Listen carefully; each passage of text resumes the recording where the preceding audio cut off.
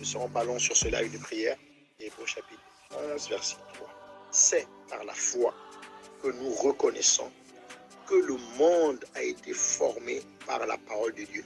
Le péché est en train de détruire le monde, mais n'oublions pas que le monde a été créé par la parole de Dieu.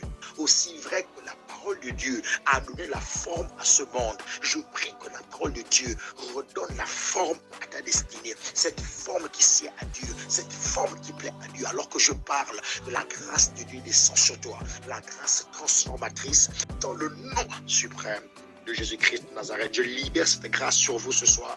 Je libère cette grâce sur vos familles. Je libère cette grâce sur vos études. Je libère cette grâce transformatrice sur vos entreprises dans le nom suprême de Jésus-Christ. Que Dieu vous bénisse. Alors, nous allons prier encore pour le monde ce soir. Certaines personnes se demandent comment le monde est venu à l'existence, comment le monde s'est formé. Dieu a créé le monde par la puissance de ses déclarations. Dieu a créé le monde par sa parole déclarée. Les déclarations puissantes de Dieu ont amené la création du monde.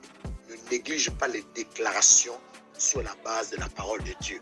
Tu es malade, déclare sur la base de la parole puissante la guérison. Deuxièmement, je voudrais dire qu'il a appelé le monde à l'existence par des déclarations simples mais puissantes. Tes paroles seront simples mais puissantes. Tes prédications seront simples mais puissantes. Tes prières seront simples mais puissantes. Ton adoration sera simple mais puissante. Ta louange sera simple mais puissante. Je décrète et déclare que Dieu te donne des déclarations simples et puissantes. Des paroles simples mais puissantes. Tu es un entrepreneur. Ton entreprise est simple mais puissante. Ton foyer est simple mais puissant. Ta famille est simple mais puissante. Tu es un prédicateur. Tes prédications seront simples mais puissantes. Tes services seront simples mais puissants. Ton église est simple mais puissante. Tu es un étudiant, un entrepreneur, un ingénieur. Tu es simple mais puissant. Le texte se poursuit en disant, en sorte que ce qu'on voit n'a pas été fait des choses visibles.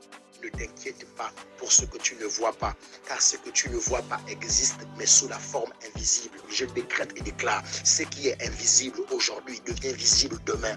Et Paul dit, Dieu a créé les invisibles avant les visibles. Avant de créer ce que tu vois, Dieu a créé ce que tu ne vois pas. Donc, la forme première du bonheur visible, c'est la forme invisible. Dieu envoie d'abord les bénédictions sous la forme invisible. Elles existent déjà, mais elles ne sont pas encore visibles. Mais je décrète et déclare, de la même manière que Dieu appelle les choses qui ne sont pas comme si elles étaient. J'appelle ton bonheur invisible à être visible. J'appelle cette grâce invisible qui est sur ta vie à être visible. J'appelle ce mariage qui est invisible à être visible. J'appelle cette augmentation des salaires qui est invisible à être visible. Je dis, tu es stérile aujourd'hui. En fait, tu n'es pas stérile. J'appelle la fécondité qui est invisible qui devient visible. J'appelle la guérison qui est invisible qui devient visible. Tu ne sais pas comment joindre les deux bouts. Tu souffres, tu passes pas difficile. J'appelle ton bonheur invisible qu'il devienne visible. Le succès dans tes entreprises qui est invisible, j'appelle qu'il devienne visible. Aussi vrai que la présence de Dieu sur ce live, je décrète et déclare, cette année ne terminera pas. Tu vas bénir le Seigneur dans le nom suprême de Jésus-Christ. Tout ce qui est visible en 2022 sera visible en 2022.